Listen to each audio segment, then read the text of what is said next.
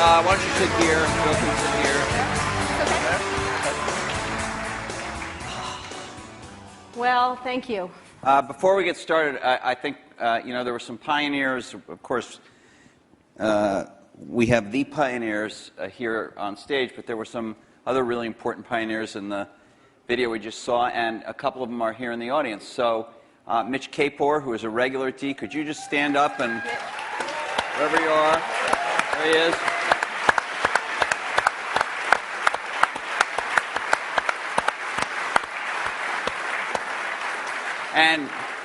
And Fred Gibbons, who has not come to D before but is here tonight. Fred.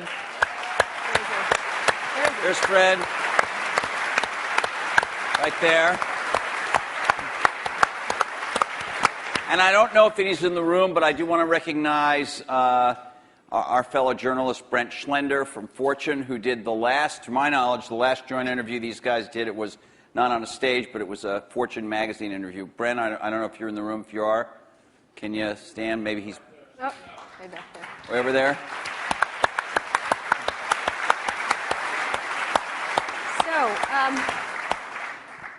So let's get started. I wanted to ask, there's been a lot of mano-a-mano catfight kind of thing in a lot of the blogs and the press and stuff like that. And we wanted to, the first question I was interested in asking is what you think each has contributed to the computer and technology industry, starting with you, Steve, for Bill, and vice versa. Well,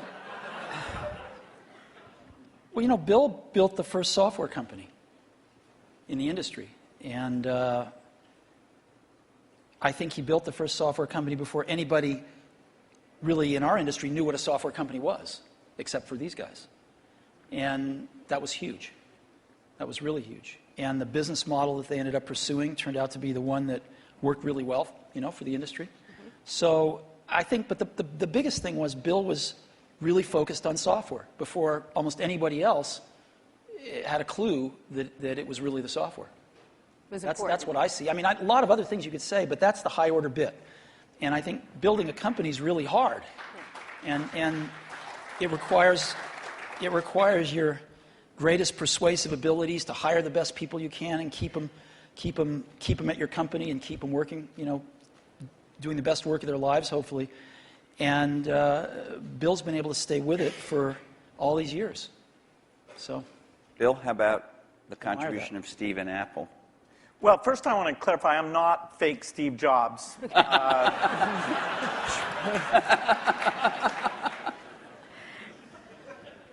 What Steve's done is quite phenomenal. If you look back to 1977, that Apple II computer, the idea that it would be a mass market machine, the bet that was made there by Apple uniquely, there were other people with products, but the idea that this could be an incredible, empowering phenomena, Apple pursued that dream.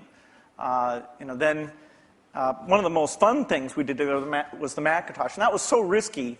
People may not remember that Apple really bet the company. Lisa hadn't done that well, and some people were saying, okay, that general approach wasn't good. But the team that Steve built, even within the company, to pursue that, even some days it felt a little ahead of its time. I don't remember that Twiggy disk drive. 128K. Yeah. The Twiggy disk drive, yes. Steve gave a speech once, which is one of my favorites, where he talked about, in a certain sense, we build the products that we want to use ourselves. So he's really pursued that with incredible taste and elegance that has had a huge impact on the industry. And his ability to always come around and figure out where that next bet should be has been phenomenal. Apple literally was failing when Steve went back and reinfused the innovation and risk-taking that have been phenomenal. So the industry's benefited immensely from his work. We've both been lucky to be part of it, but I'd say he's contributed as much as anyone. Well, we've also both been incredibly lucky to have had great partners that we started the companies with, and we've attracted great people. I mean, so everything that's been done at Microsoft and at Apple has been done by just remarkable people. none of which are sitting up here, today. Well, not us. Well, you're sort of the Not not us. And You're in a way you're the stand-ins for all those other people. in a way we are. In a very tangible way. So Bill mentioned the Apple II in 1977 and 30 years ago, and there were a couple of other computers with which were aimed at the idea that average people might be able to use them. And looking back on it, a really average person might not have been able to use them by today's standards, but it certainly broadened the base of who could use computers. I actually looked at an Apple ad from 1978. It was a print ad that shows you how ancient it was, and it said thousands of people have discovered the Apple computer. Thousands of people, and it also said, you don't want to buy one of these computers where you put a cartridge in. I think that was a reference to one of the Atari or something. I don't know. You want a computer you can write your own programs on. And so the world, and obviously people We had some very strange ads back then. We had one where it was in a kitchen, and there was a woman that looked like the wife, and she was typing in recipes on the computer with the husband looking on approvingly in the back. Yeah. Stuff like that. Yeah, how did that work for you? I don't think well. So, but just think back to, I know that you started Microsoft prior to 1977. I think Apple started the year before in 76. Microsoft in 74 was when we started writing the 75. BASIC. And then, then we did shipped the BASIC in 75. Okay. Most people, some people here, but I don't think most people know that there was actually some Microsoft software in that Apple II computer. Do you want to talk about what happened there, or how that occurred? Yeah, there'd been the Altair and a few other companies, actually about 24, that had done various machines. But the 77 group included the PET, TRS-80, Commodore. and Commodore PET, TRS-80, and the Apple II. The original Apple II BASIC, the integer BASIC, we had nothing to do with. But then there was a floating point one where, and I mostly worked with Woz on that. Let me tell this story. So my partner, we started out with this guy named Steve Wozniak, brilliant guy. He writes this BASIC that is like the best BASIC on the planet. It does stuff that no other BASIC's ever done. You don't have to run it to find your error messages. It finds them when you type it in and stuff. It's perfect in every way, except for one thing, which is it's just fixed point, right? It's not floating point. And so we're getting a lot of input that people want this BASIC to be floating point. And like we're begging Woz, please make this floating point. Who's we? How many people are in Apple? Well, me. Yeah. We're begging Woz to make this floating point. And he just never does it, and he wrote it by hand on paper. I mean, he didn't have an assembler or anything to write it with. It was all just written on paper, and he'd type it in. He just never got around to making a floating point. Why? Well, this is one of the mysteries of life. I don't know, but he never did. And so, Microsoft had this very popular, really good floating point BASIC that we ended up going to them and saying, help. And how much was I think you were telling us earlier? That was $31,000. That Apple paid you for that. The floating point BASIC. And I flew out to Apple. I spent 2 days there getting the cassette. The cassette tapes were the main ways that people stored things at the time. Right. And, that was fun. I think the most fun is later when we worked together. Well, what was the most fun? Tell the story about the most fun that was later. And maybe later, not the most fun. Let him talk. I'm teasing. Well, Steve can probably start it better. The team that was assembled there to do the Macintosh was a very committed team. And there was an equivalent team on our side that just got totally focused on this activity. Jeff Harbers, a lot of incredible people. And we really had bet our future because on the Macintosh being successful, and then hopefully graphics interface in general being successful, but first and foremost, the thing that would popularize that being the Macintosh. And so we were working together, the schedules were uncertain, the quality was uncertain, the price. When Steve first came up, it was going to be a lot cheaper computer than it ended up being, but that was fine. So you worked in both places, in both? Well, we were in Seattle, and we fly down there. But Microsoft, if I remember correctly, from what I read, wasn't Microsoft one of the few companies that were allowed to even have a prototype of the Mac at the time? Well, what's interesting, what's hard to remember now is that Microsoft wasn't in the applications business then. They took a big bet on the Mac because this is how they got into the apps business. I mean, Lotus dominated the apps business on the PC back then. Right. We had done just Multiplan, which was a hit on the Apple II. And then Mitch did an incredible job betting on the IBM PC. And 1, 2, 3 came in and ruled that part of the business. So the question was, what was the next paradigm shift that would allow for an entry? WordPerfect, we had Word, but WordPerfect was by far the strongest in word processing, DBase, and database. And Word was that was a kind of a DOS, a text. All of these products I'm saying were DOS-based products. Because Windows wasn't in the picture at the time. Right. That's more in the early 90s that we get to that. And so we made this bet that the paradigm shift would be graphics interface, and in particular that the Macintosh would make that happen with 128K of memory, 22K of which was for the screen buffer, 14K was for the operating system. So it was... 14K. Yeah. 14K. Yeah. The original Mac operating system was 14K. 14K that we had to have loaded when our software ran. So when the shell would come up, it had all the 128K. The OS was bigger than 14K. It was in the 20s somewhere. I see. So when we ship these computers now with a gigabyte, 2 gigabytes of memory, and nobody remembers 128K. I remember that. I remember paying a lot of money for computers with 128K in those days. So the two companies worked closely on the Mac project because you were maybe not the only, but the principal or one of the principal software creators for it, right? Is that right? Well, Apple did the Mac itself, but we got Bill and his team involved to write these applications. And we were doing a few apps ourselves. We did Mac Paint and Mac Draw and stuff like that. But Bill and his team did some great work. Now, in terms of moving forward, after you left and your company grew more and more strong, what did you think was going to happen to Apple after sort of the disasters that occurred after Steve left?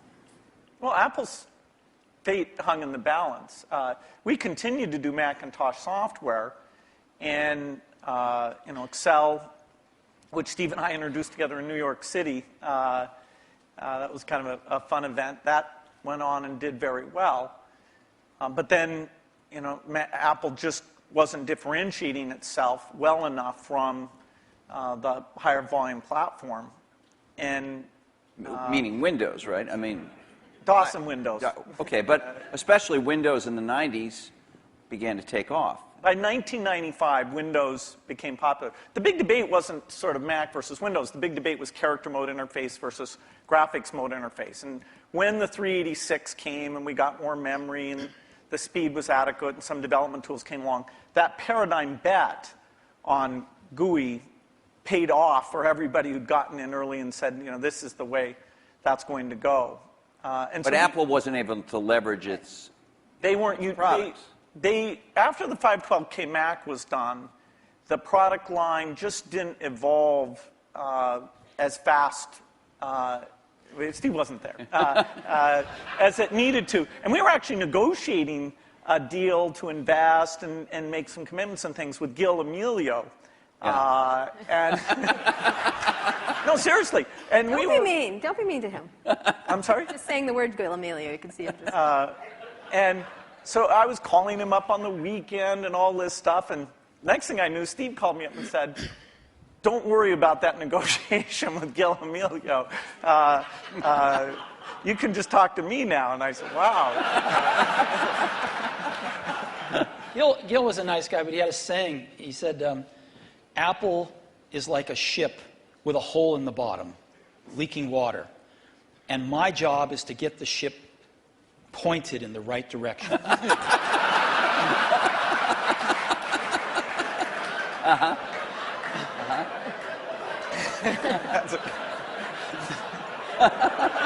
Okay. So, and meanwhile, through all this, I want to get back to the thing we saw in 1997 at Macworld there, but Windows was just going great guns. I mean, Windows 95, to whatever extent earlier versions of Windows had not had all the features, all the GUI stuff that the Mac had. Windows 95 really was an enormous, enormous leap. Yeah, Windows 95 is when graphics interface became mainstream, and when the software industry realized, wow, this is the way applications are going to be done. And it was amazing that it was ridiculed sort of in 93, 94. It was not mainstream. And then in 95, the debate was over. It was kind of just a common sense thing. And it was a combination of hardware and software maturity getting to a point that people could see it.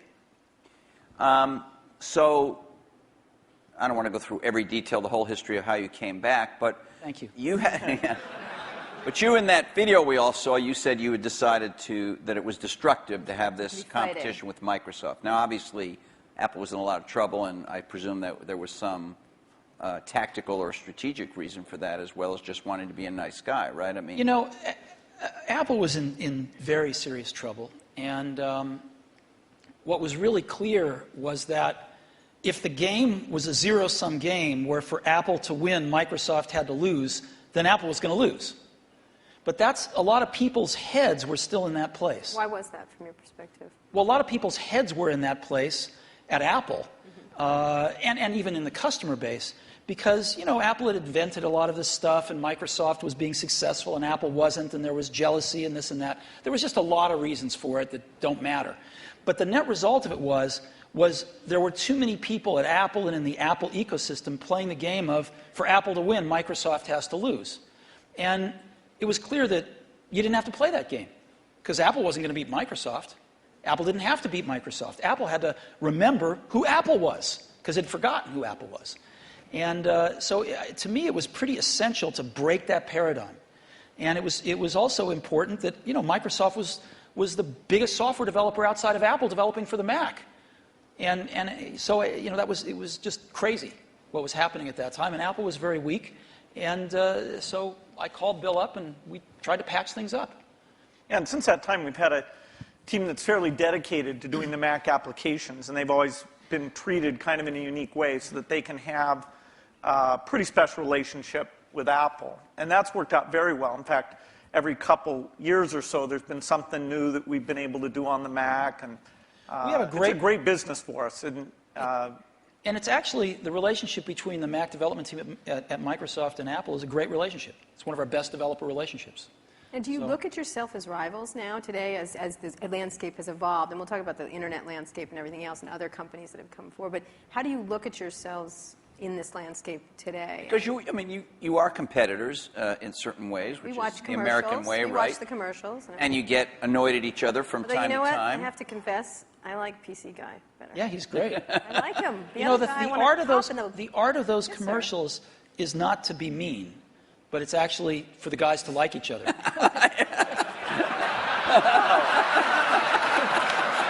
Thanks. PC Guy is great. I like He's got a big heart. His mother loves him. His mother loves I'm him. telling you. I like PC Guy totally much better. Wow. I do. I don't know why. He's endearing. The other guy's PC a Guy is what jackass. makes it all work, actually. Yeah. All right. It's worth thinking about. So how do you look at yourselves? Let me just ask you, Bill. Obviously, Microsoft is a much larger company. You're in many more markets, many more types of products than Apple is.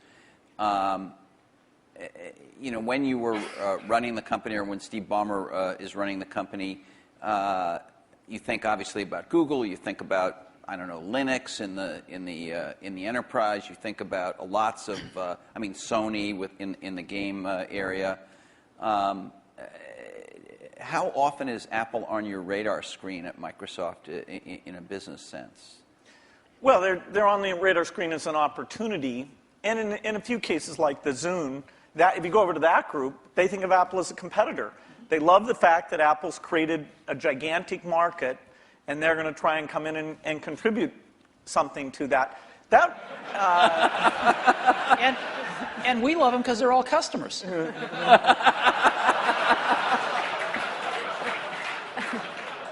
I have to tell you, I was actually told by Jay Allard, and I'm serious, that because of the nature of the processor, the development platform they used to develop a lot of the software for the Xbox 360 was Macs. And he claimed that at one point they had like placed the biggest order for whatever the Mac Tower was at the time of anybody, and it was Microsoft. I don't know if it was the biggest, but yeah, we had the same processor, essentially, that the Mac had. This is one of those great ironies. They were switching away from that processor while the Xbox 360 was adopting it, but for good reasons, actually, in both cases, because we're not in a portable application, and that was one of the things that processor roadmap didn't have. But yes, we did. It shows pragmatism, but we try and do things that way. So that was the development system for the early people getting their software ready for the introduction of Xbox 360. And we never ran an ad on that. I see. Admirable restraint. That's wonderful. There were hundreds of them. Steve is so known for his restraint.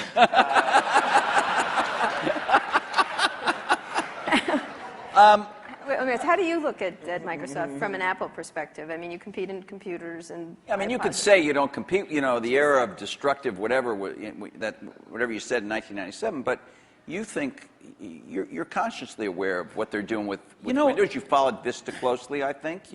What's really interesting is, and we talked about this earlier today. If you look at the reason that the iPod exists and that Apple's in that marketplace, it's because these really great Japanese consumer electronics companies who kind of owned the portable music market for a long, invented it and owned it, couldn't do the appropriate software, couldn't conceive of and implement the appropriate software. Because an iPod's really just software. It's software in the iPod itself, it's software on the PC or the Mac, and it's software in the cloud for the store. And it's in a beautiful box, but it's software. If you look at what a Mac is, it's OS 10, right? It's in a beautiful box, but it's OS 10. And if you look at what an iPhone will hopefully be, it's software. And so the big secret about Apple, of course, not so big secret maybe, is that Apple views itself as a software company. And there aren't very many software companies left. And Microsoft is a software company. And so, we look at what they do, and we think some of it's really great, and we think some of it's, a little bit of it's competitive, and most of it's not. We don't have a belief that the Mac is going to take over 80% of the PC market. We're really happy when our market share goes up a point, and we love that, and we work real hard at it. But Apple's fundamentally a software company, and there's not a lot of us left, and Microsoft's one. But you may be fundamentally a software company, but you've been known, at least to your customers and to most journalists, as the company that kind of pays a lot of attention integrating software and hardware. Alan Kay, Microsoft has made some recent moves to be a little more like that. Obviously not in your core biggest businesses, but with Xbox and Zune and the Surface computing a device we saw today is another example. These aren't markets that hold up in size to Windows or Office, but they're some of your more recent initiatives. Are the company's approaches to this Alan Kay had urging a little, or? Alan Kay had a great quote back in the 70s, I think. He said, people that love software want to do their own hardware. Well, Bill loves software. No, I can resist that. The question is, are there markets where the innovation and variety you get is a net positive? The negative is that in the early stage, you really want to do the two together. So you want to do prototyping and things like that, really is one thing. And then to take the phone market, we think we're on 140 different kinds of hardware. We think it's beneficial to us that even if we did a few ourselves, it wouldn't give us what we have through those partnerships. Likewise, if you take the robotics market, very undeveloped.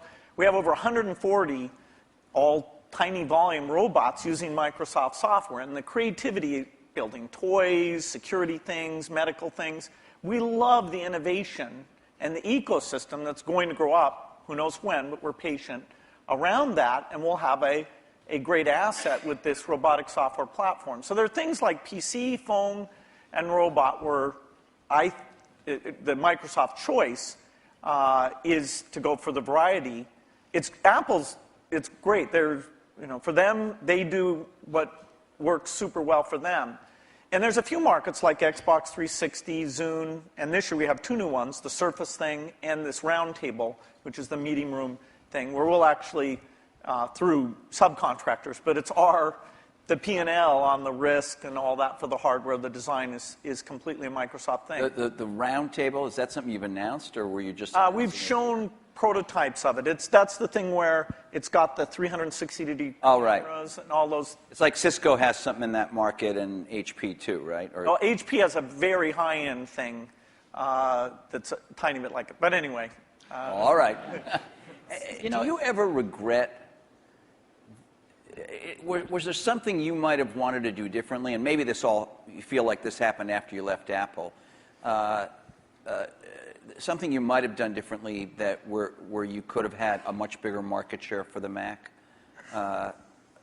Well, before I answer that, let me make a comment on Bill's answer there, which is, it's very interesting in the consumer market and the enterprise market. They're very different spaces. And in the consumer market, at least, I think one can make a pretty strong case that outside of Windows on PCs, it's hard to see other examples of the software and hardware being decoupled working super well yet. It might in the phone space over time. It might. But it's not clear. It's not clear. You can see a lot more examples of the hardware-software coupling working well. And so I think this is one of the reasons we all come to work every day, is because nobody knows the answer to some of these questions, and we'll find out over the coming years. Maybe both will work fine, yeah, and I think, maybe they won't.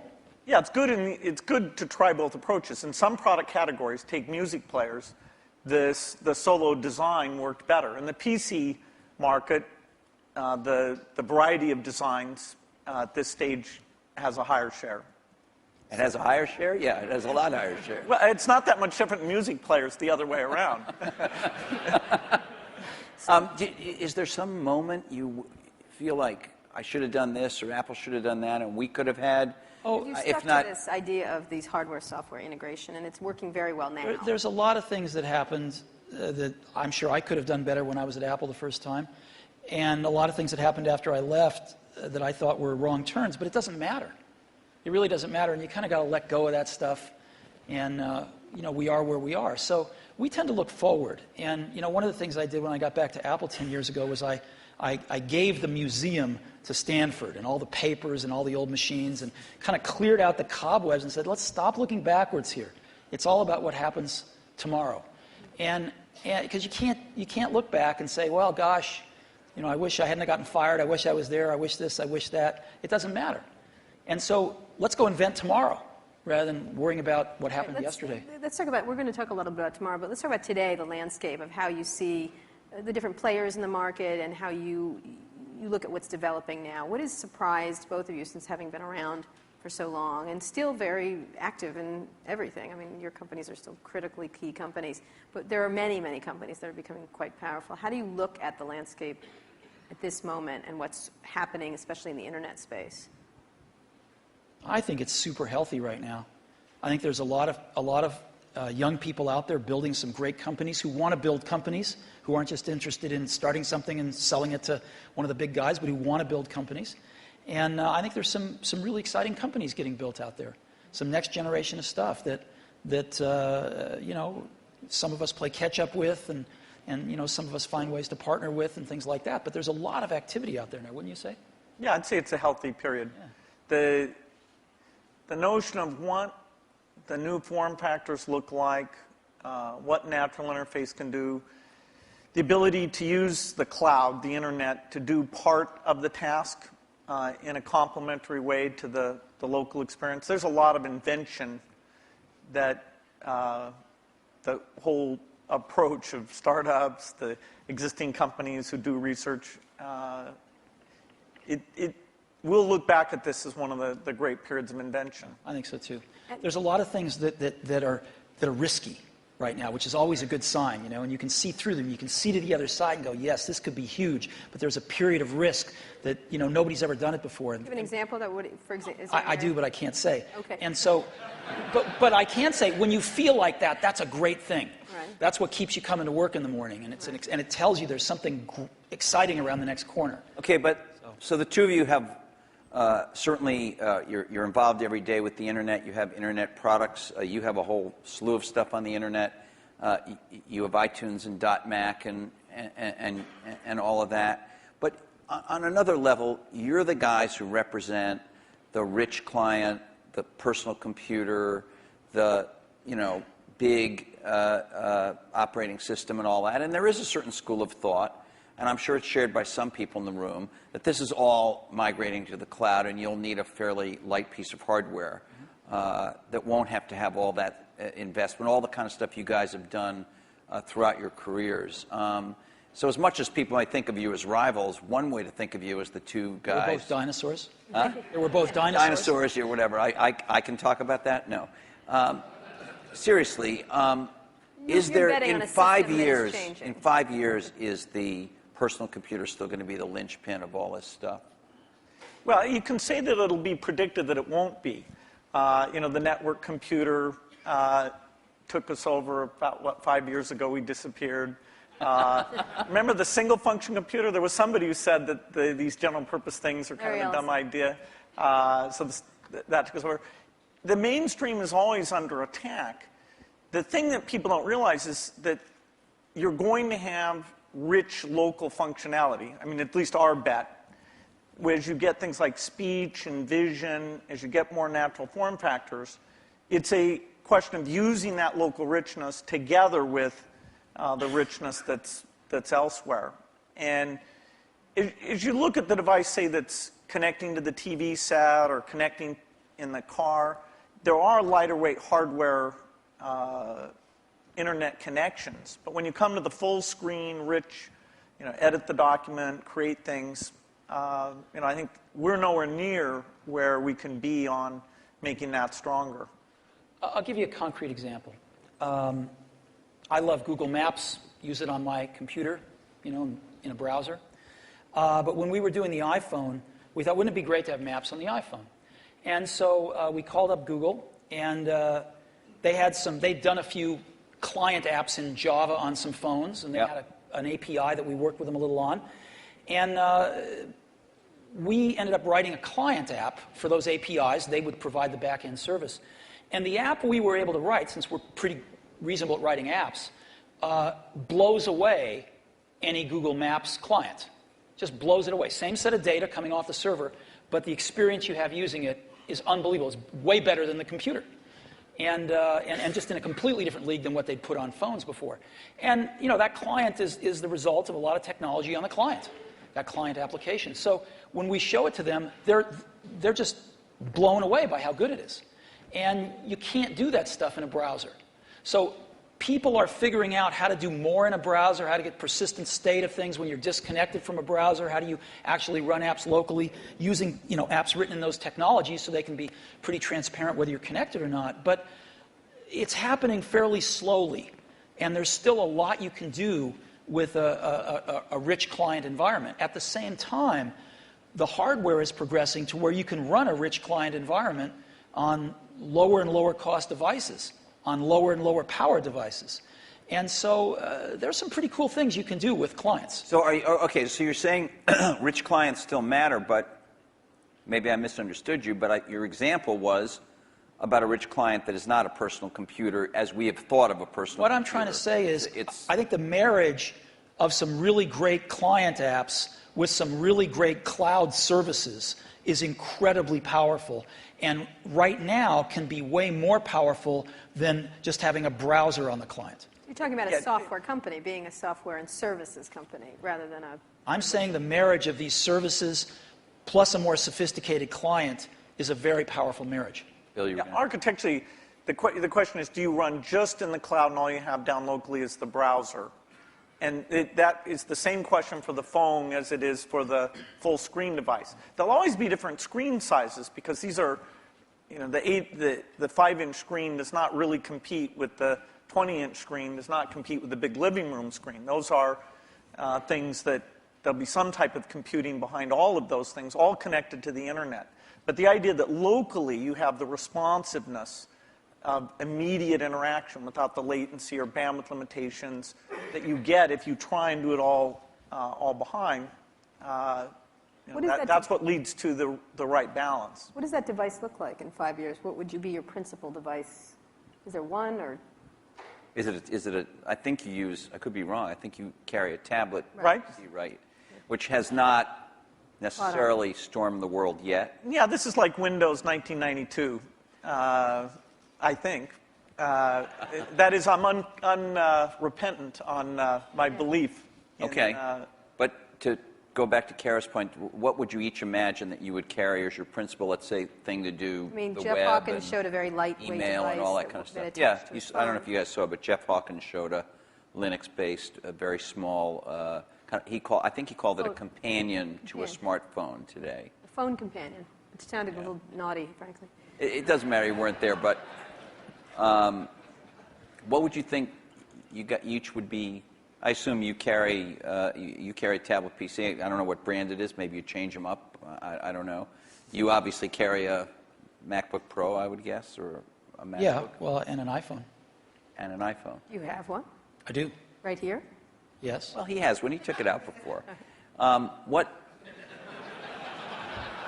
Really? Sorry. He flashed his iPhone earlier today. Anyway, go ahead. So what is your device? What would you say the device what's your that people device should in be 5 carrying? years that you rely on the most? I don't think you'll have one device. I think you'll have a full-screen device that you can carry around, and you'll do dramatically more reading off of that. Yeah, I mean, I believe in the tablet form factor. I think you'll have voice. I think you'll have ink. You'll have some way of having a hardware keyboard and some settings for that.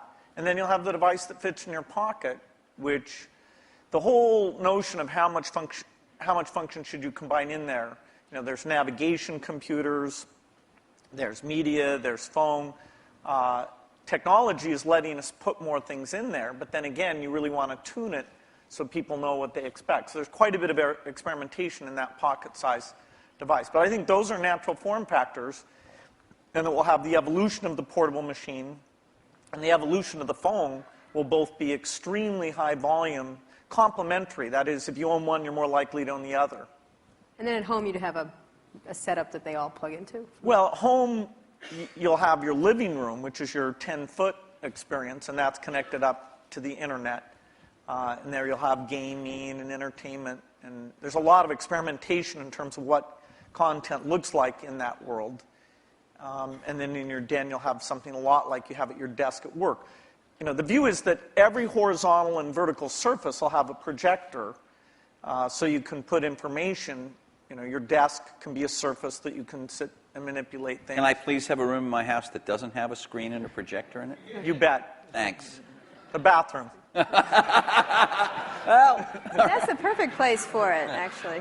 so what's your 5-year outlook at the devices you'll carry? You know, it's interesting.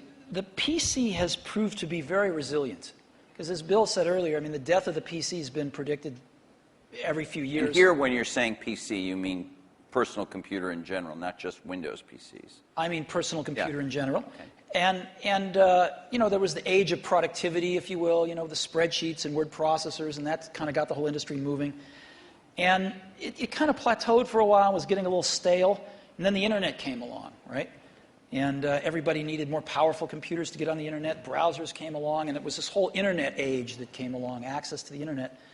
And then some number of years ago, you could start to see that the PC, that was taken for granted, things had kind of plateaued a little bit, and innovation-wise at least. And then I think this whole notion of the PC, we called it the digital hub, but you can call it anything you want, sort of the multimedia center of the house, started to take off with digital cameras and digital camcorders and sharing things over the internet and kind of needing a repository for all that stuff. And it was reborn again as sort of the hub of your digital life. And you can sort of see that there's something starting again. It's not clear exactly what it is, but it will be the PC maybe used a little more tightly coupled with some back-end internet services and some things like that. And of course, PCs are going mobile in an ever greater degree. So I think the PC is going to continue, this general purpose device is going to continue to be with us and morph with us, whether it's a tablet or a notebook or a big curved desktop that you have at your house or whatever it might be. So I think that'll be something that most people have, at least in this society. In others, maybe not, but certainly in this one. But then there's an explosion that's starting to happen in these, what you call post-PC devices, right? And you call the iPod one of them. There's a lot of things that are not... You can get into trouble for using that term. I want you to know that. What? I'm kidding. Post-PC devices. Why? People write letters to the editor. They complain about it. Anyway, go ahead. Okay. Well, anyway, I think there's just a category of devices that aren't as general purpose, they're really more focused on specific functions, whether they're phones or iPods or Zunes or what have you. And I think that category of devices is going to continue to be very innovative, and we're going to see lots of them. Give me an example of what that would be. Well, an iPod is a post-PC device. A phone is a post-PC device. Is the iPhone and are some of these other smartphones, and I know you believe that the iPhone is much better than these other smartphones at the moment, but are these things, aren't they really just computers in a different form factor? I mean, when you say we use the word phone, it sounds like... We're getting to the point where everything's a computer in a different form factor. So what? Right? So what if it's built with a computer inside it? It doesn't matter. It's what is it? How do you use it? How does the consumer approach it? And so who cares what's inside it anymore? So what are the core functions of the device formerly known as the cell phone, whatever we want to call it, the pocket device? What would you say the core functions? Like 5 years out, what are the core functions of that pocket device? How quickly all these things that have been somewhat specialized, the navigation device, the digital wallet, the phone, the camera, the video camera, how quickly those all come together, it's hard to chart out. But eventually, you'll be able to make something that has the capability to do every one of those things. And yet, given the small size, you still won't want to edit your homework or edit a movie on the screen of that size. And so you'll have something else that lets you do the reading and editing and those things. Now, if we could ever get a screen that would just roll out like a scroll, then you might be able to have the device that did everything. Well, in the very first D conference, we had these guys from E-Ink here. Yeah. I'm sure you've both talked to them. They were talking about that. That was 5 years ago. It's always 5 years out. Do you? Yes, we can't. There's some advances in projection technology that are more likely to deliver it, I think, than the flexible material guys. But it's not even on the horizon, no matter which of the two approaches are pursued. We have some Microsoft research people who work on that, and there's a lot of investment, but it's at least in the 5-year time frame. 5 years from now, what's going to be on that pocket device? I don't know. And the reason I don't know is because I wouldn't have thought that there would have been maps on it 5 years ago. But something comes along, gets really popular, people love it, get used to it, you want it on there. So people are inventing things constantly, and I think the art of it is balancing what's on there and what's not on there, is the editing function. And clearly, most things you carry with you are communications devices. You want to do some entertainment with them as well, but they're primarily communications devices, and that's what they're going to be. Outside of the computing area, what are the exciting areas in the internet space at all that you're looking at that you find that's interesting to each of your companies and in general for you? Any kind of social networking, any kind of the wikis, those kind of things we've talked about in the past today, essentially.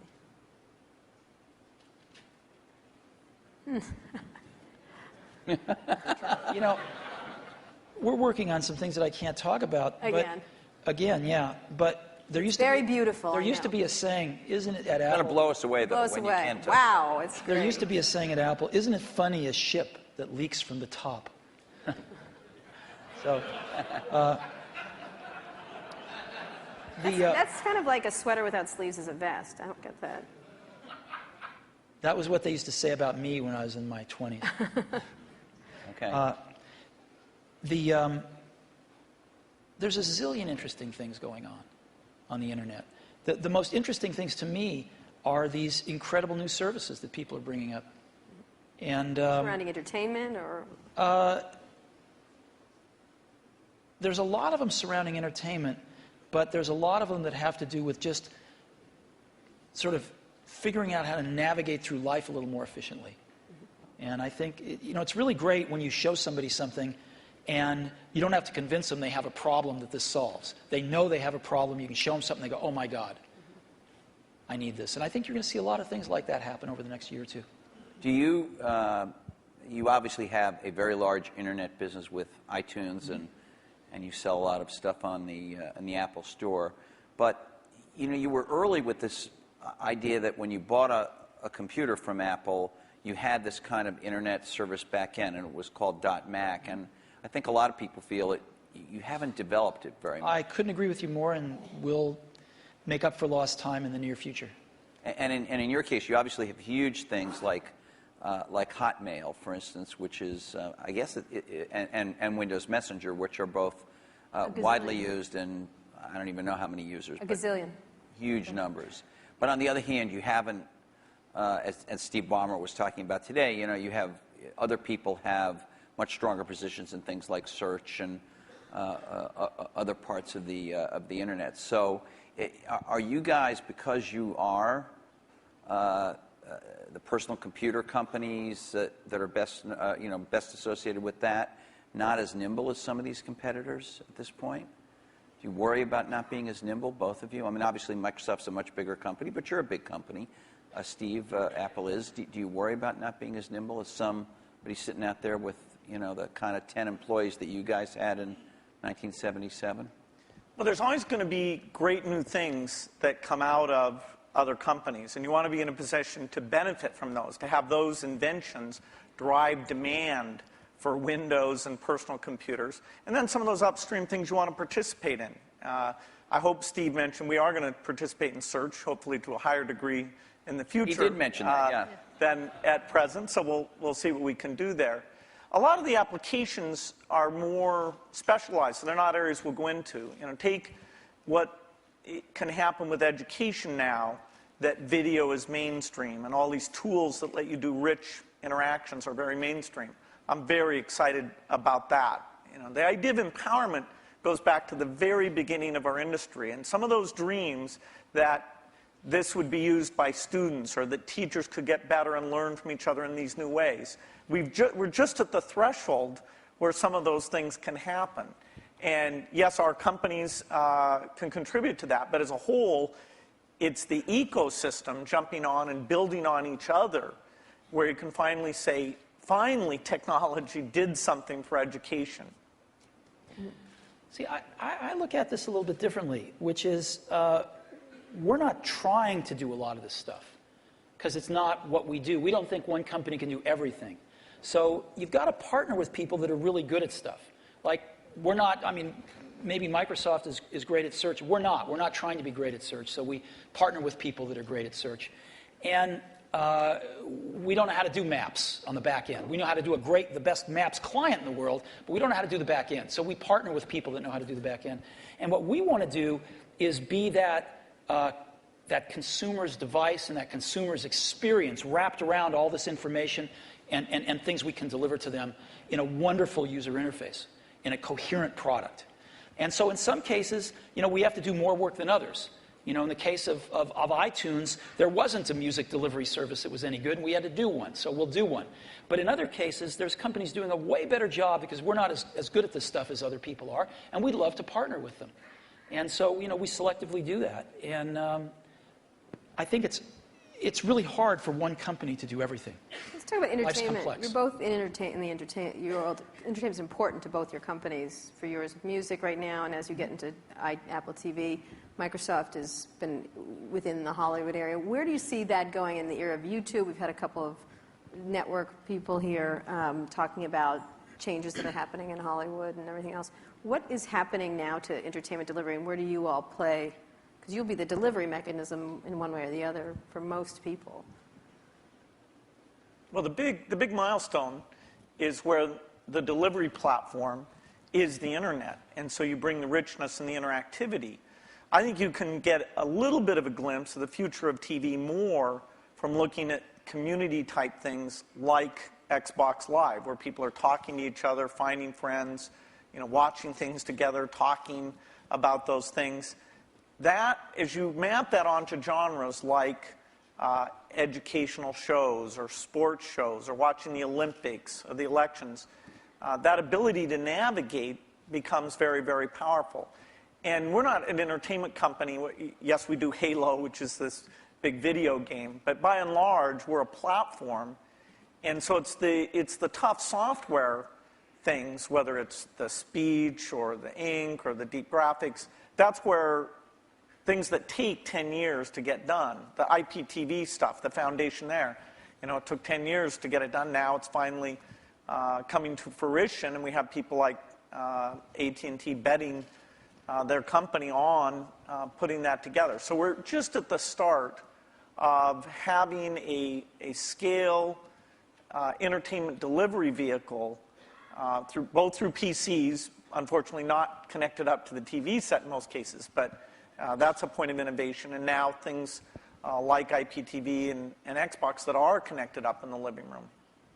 Steve, you were today, Bill, you weren't here, but Steve showed a new function of Apple TV that brings YouTube directly to the TV. Is there going to be more of that from you? Do you see yourself, the way Bill says, as an enabler of entertainment? Or, well, I mean, putting aside your Disney role, but your Apple I mean, role. I think people want to enjoy their entertainment when they want it and how they want it, on the device that they want it on. So ultimately, that's going to drive the entertainment companies into all sorts of different business models. And that's a good thing. I mean, if you're a content company, that's a great thing. More people wanting to enjoy your content more often in more different ways, that's why you're in business. But the transitions are hard sometimes. And the music industry, it turned out that the internet got fast enough to download songs pretty easily. There was no legal alternatives, and maybe they made some bad choices in how they reacted to that. But they're still trying to make the transition to a very different way of doing business or ways of doing business while they're under attack from piracy. And we can all highlight some of the mistakes that have been made, but still it's a tough job. And Hollywood, I think, has watched what's happened in music, learned some things to do, some things not to do. But they're still trying to map this out. How do they make some of these transitions, some new business models, different platforms, allowing their customers way more freedom on when they want to watch stuff and how they want to watch it. And I think there's a tremendous amount of experimentation and thought going on that's going to be good. That's going to be really good if you're a content owner. Can I ask about the user interface of the personal computer for a minute? Vista has just come out, which is your best version of Windows you've done, has some UI improvements in it. You're about to do yet another version of the Mac OS called Leopard in the fall, which, from what you've shown publicly, at least so far, has some improvements. But fundamentally, these are still the kind of file icon, folder icon, drop-down menu. I know I'm minimizing. There's a lot of other things. There's gadgets and widgets and all kinds of other cool things in there now. But you can see that it's still all built on what you started with, what Xerox did research on. Is there in the offing in the next 4 or 5 years, is it possible there's a new paradigm for organizing the user interface of the personal computer? Let's leave cell phones and things out for a minute, but just the personal computer, Bill. One of the things that's been anticipated for a long time is when 3D comes into that interface. And there was a lot of experimentation, sites on the internet where you'd kind of walk around and meet people. But in fact, the richness, the speed, it just didn't sustain itself. Now we're starting to see with some of the mapping stuff, a few of the sites, that the quality of that graphics, the tools and things are getting to the point where 3D can really come in. So I definitely say that when you go to a store, bookstore, you'll be able to see the books lined up, the way you might be interested in, or lined up the way they are in the real store. So 3D is a way of organizing things, particularly as we're getting much more media information on the computer, a lot more choices, a lot more navigation than we've ever had before. And we can take that into this communications world where the PC is playing a much more central role, kind of taking over was the PBX, sort of one of the last mainframes in the business environment. That'll be a big change that'll come to it. And as we get natural input, that'll cause a change. And what about this multi-touch stuff? It's really interesting. Obviously, Steve showed some of it on the iPhone when he introduced the iPhone. Steve Ballmer today showed a bunch of it with the Surface computing device. It happens, although it's not part of our program, that HP, which is a sponsor of this conference, has a multi-touch sort of display over here out in the foyer. Will this make its way into... Sort of that Minority Report, this kind of thing. Yeah, will this make its way into, maybe you call it direct manipulation of objects with your hands and your fingers. Will this make its way into mainstream, let's say, laptop computers as a new UI or an additional part of the UI, or is that just a well, but go beyond the laptop. Specialized devices? Vision, software is doing vision. And so, imagine a game machine where you just can pick up the bat and swing it, or the tennis racket and swing it. Yeah, we have one of those. Yeah, No, that's the Wii. not it. You can't pick up your tennis racket I see what you mean, and yeah. swing it. Right. You can't sit there with your friends and do those natural things. That's a 3D positional device. This is video recognition. This is a camera seeing what's going on. And in a meeting, like you're on a video conference, you don't know who's speaking when they're audio only, things like that. The camera will be ubiquitous. Now, of course, we have to design it in a way that people's expectations about privacy are handled appropriately. But software can do vision, and it can do it very, very inexpensively. And that means this stuff becomes pervasive. You don't just talk about it being in a laptop device. You talk about it being part of the meeting room or the living room or...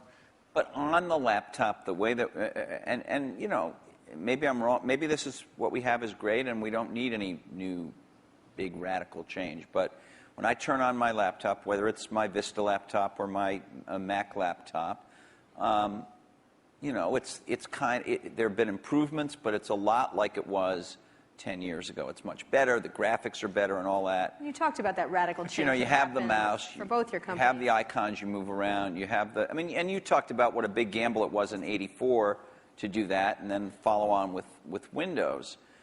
We still essentially have that approach, and I'm just wondering, is that going to change? Touch, ink, speech, vision, those things come in, but they don't come in as a radical substitute.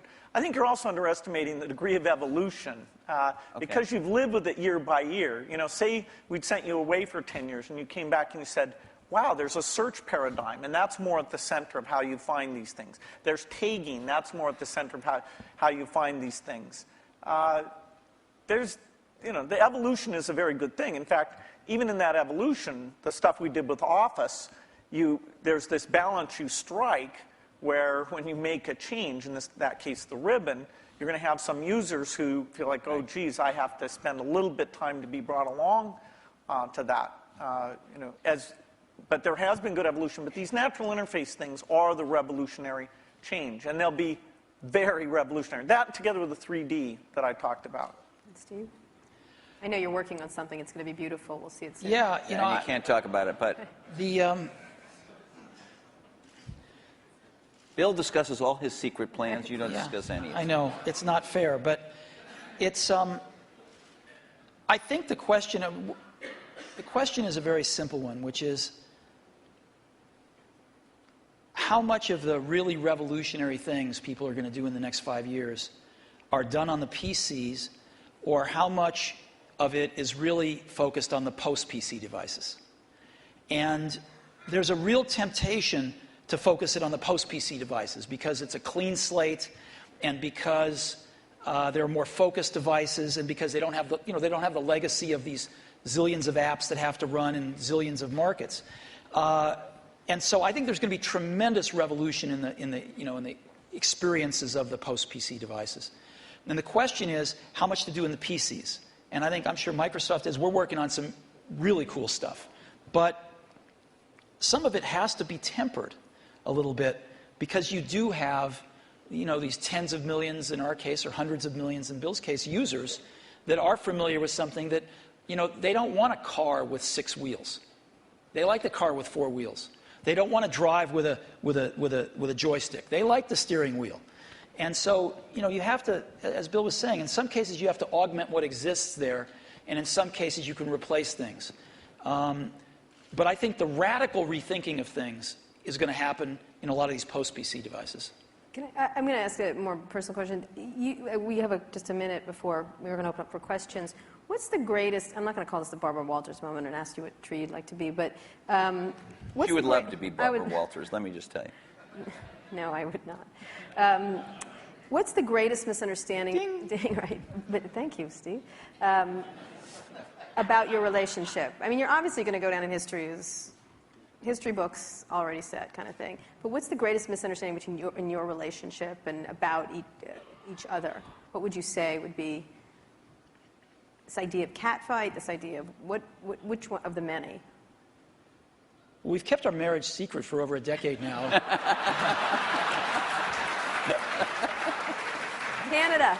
That trip to Canada. Mm-hmm.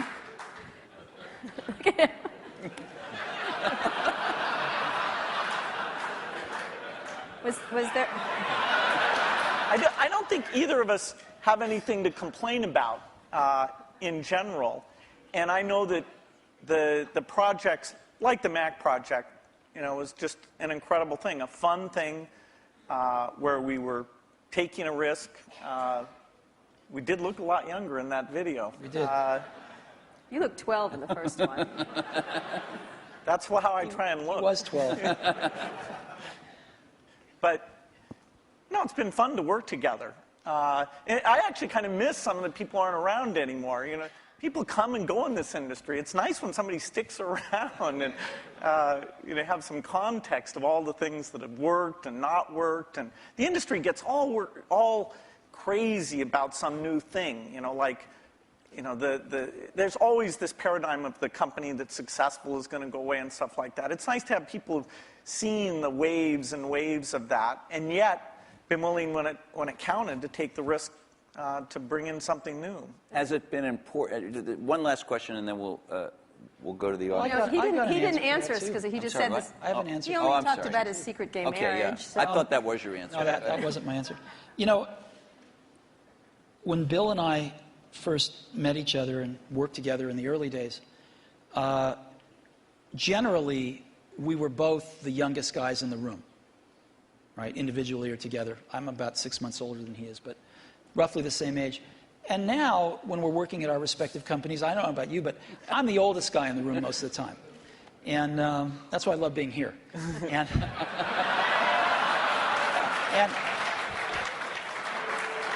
so, happy to oblige. Happy to oblige. And I think of most things in life as either a Bob Dylan or a Beatles song. But there's that one line in that one Beatles song, you and I have memories longer than the road that stretches out ahead. And that's clearly true here.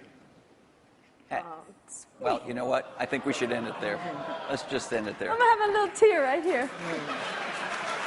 Thank you. Thank you very much. Thank you so much. Sure. Thank you.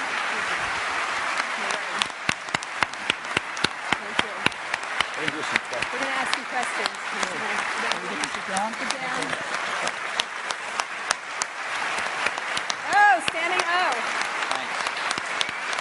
Have we ever had a standing O here? No. I don't know. The toilet. No.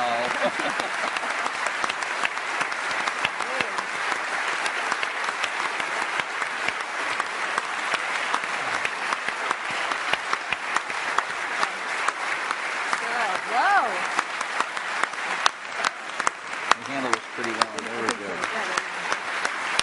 Great. Wow. Okay, so some audience questions. Questions? Can we have the lights? Roger McNamee Roger. from Elevation Partners. Hey guys, that was incredible. Thank you very much. We've got a big election coming up next year. I'm curious if there are any issues that you see in Silicon Valley that we all ought to be focused on communicating effectively to the next potential president of the United States. That is, any common ground that we share, because it's weird. You don't actually hear any issues that people are talking about right now, and I'm curious if you guys have any in mind. Bill? Well, certainly education is one that I'd put at the top of the list. Are there technological solutions right now that they could do something about, or is that just sort of like... No, technology is going to be helpful and more, but the way that teachers are measured and made excellent, the way that the high schools are designed, the expectations they have, it's not just a pure technology thing. It's more an institutional practice where the opportunity is. And there should be a lot of debate about the different ways of doing that. Steve? Boy, we've got some pretty big problems, and I think most of them are much bigger than anything Silicon Valley can contribute right now to solve, so hopefully some of those will get solved. I also think we underestimate how much all of our industry depends on stability. We've enjoyed a long period of stability, and we've been able to focus on technology and growing our businesses and stuff, and I think we take that for granted sometimes. One of the more interesting areas that we all suffer from, of course, is in the area of energy dependence. And there's a lot of work going on, I know, a lot of investing going on anyway. I don't know if the results are there, but a lot of investing going on in alternative energy, and maybe Silicon Valley can play a small role in some of that stuff, Are you too. guys investing in that area? Personally, or Some. which might be a lot. And you? Exactly. $1 billion here or there. Steve? Steve, Are you investing in that area? No. Or just a Prius? Okay. Or something like Yeah, that? just appreciating it. Over there? Hi, Don Eklund, Sony Pictures. My question is really, at what point is there too much diversity? It was talked about a few times in the discussion, the fact that now microprocessors are very low cost, memory's low cost, software is ubiquitous. But my life has been made better by standards like coding standards, network standards, and it seems like we're reaching a point where diversity is starting to take hold to a point where we're not going to be able to have the kinds of convergence devices that I think everyone would really be able to appreciate. And I'm wondering, is this going to be like healthcare or mass transit, where you just can never put it back in the bottle again? And I'd like to get your perspective on that. If there's still an opportunity to have some grand convergence devices that can really simplify people's lives and enrich their lives. Steve? Well, I think Bill and I would agree that we can get it down to 2. No, I think it's hard to limit imagination and innovation. I think there's always going to be a bunch of new great things, and I think that's part of what we put up with to get the innovation. We put up with a little bit of aggravation to get the innovation. And I think the marketplace is awfully good at allowing diversity when it should and then getting rid of it when it shouldn't. And then letting it come back sometimes. Yeah. Well, yeah.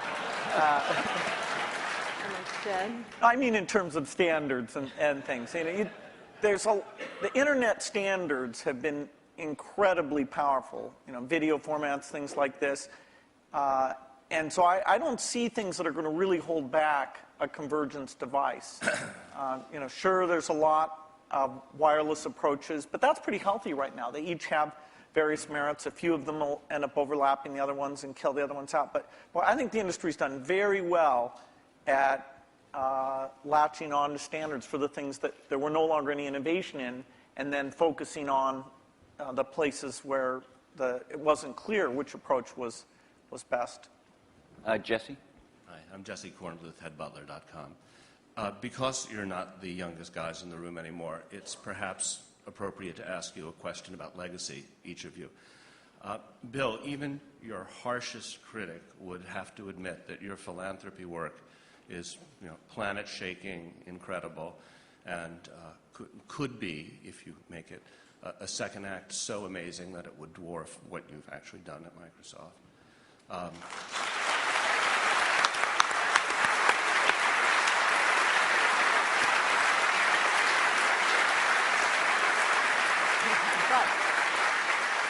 If you had to choose a legacy, what would it be? And Steve, do you look at Bill and you think, gee, that guy is so lucky. He had a company so rich with talent that he didn't have to personally, come in every day and save it. And, I wish I had the opportunity.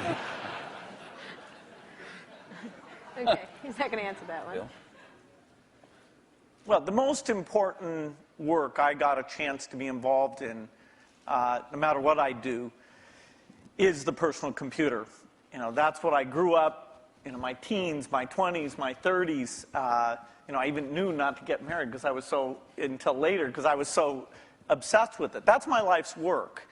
And it's lucky for me that some of the skills and resources, but I'd put skills first, that I was able to develop through those experiences can be applied to the benefit of the people who haven't had technology, including medicine, working for them. So it's an incredible blessing to have two things like that. But the thing that if you look inside my brain, it's filled with software and, the magic of software and a belief in software. That's not going to change. Okay. So your question was about whether I wish I didn't have to go into Apple every day? No, if you envy Bill a bit, this second act that he has. Oh, no, I think it's I think the Want to do world's anything else? But I think the world's a better place because Bill realized that his goal isn't to be the richest guy in the cemetery. Right? That's a good thing. And so he's doing a lot of good with the money that he made. I'm sure Bill was like me in this way. I mean, I grew up fairly middle class, lower middle class, and I never really cared much about money. And Apple was so successful early on in life that I was very lucky that I didn't have to care about money then. And so I've been able to focus on work and then later on my family. And I sort of look at us as two of the luckiest guys on the planet because we found what we loved to do and we were at the right place at the right time.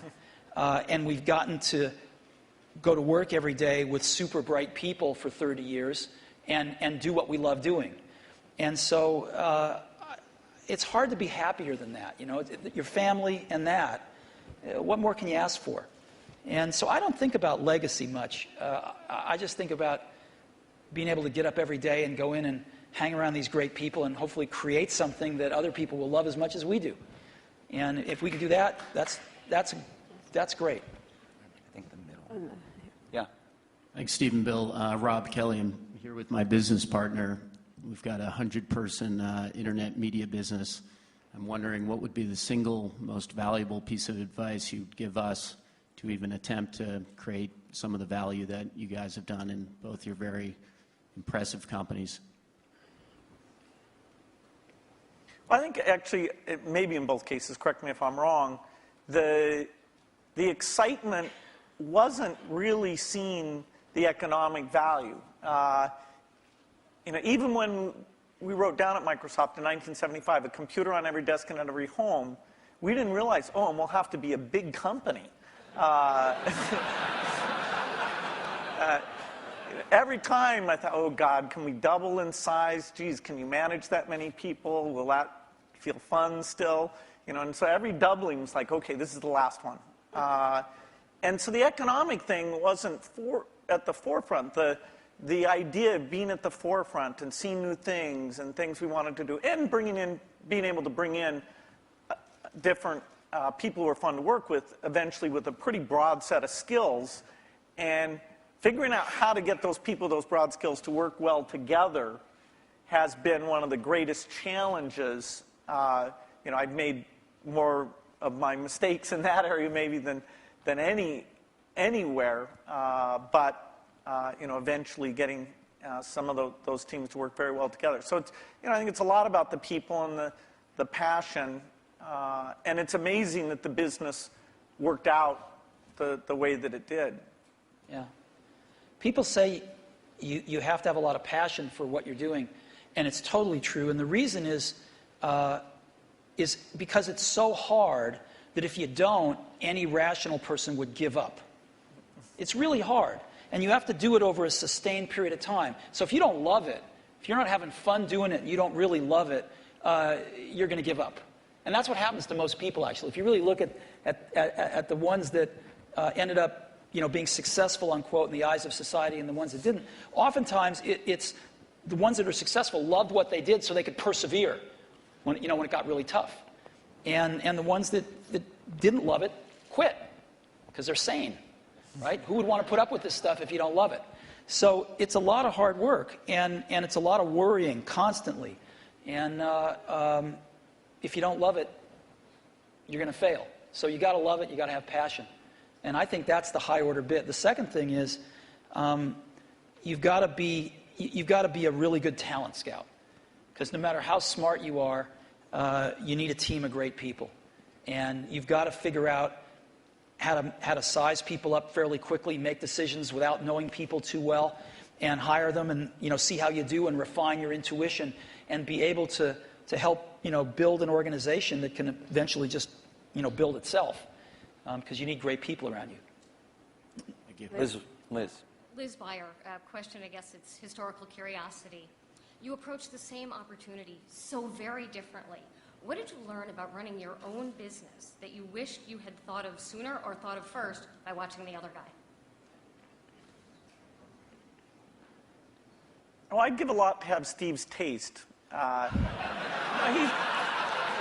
He has natural, not a joke at all. I think in terms of intuitive taste, both for people and products. We sat in Mac product reviews where there were questions about software choices, how things would be done, that I viewed as an engineering question, and that's just how my mind works. And I'd see Steve make the decision based on a sense of people and product that it's even hard for me to explain. The way he does things, it's just different. And I think it's magical. And in that case, wow.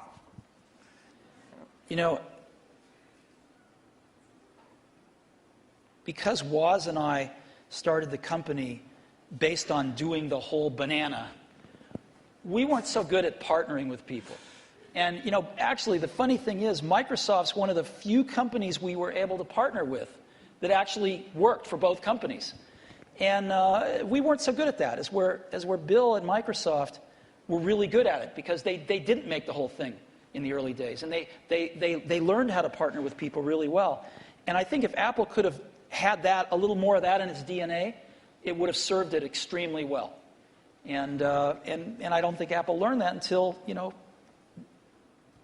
a few decades later. Last question. Is there? This over here. I'm sorry. Over here. Yeah, hi. Charlie Brenner from Fidelity Investments. In our financial services industry, we are focusing very strongly on aging and retiring baby boomers, a huge demographic. We're not that old. Oh, no, I wasn't.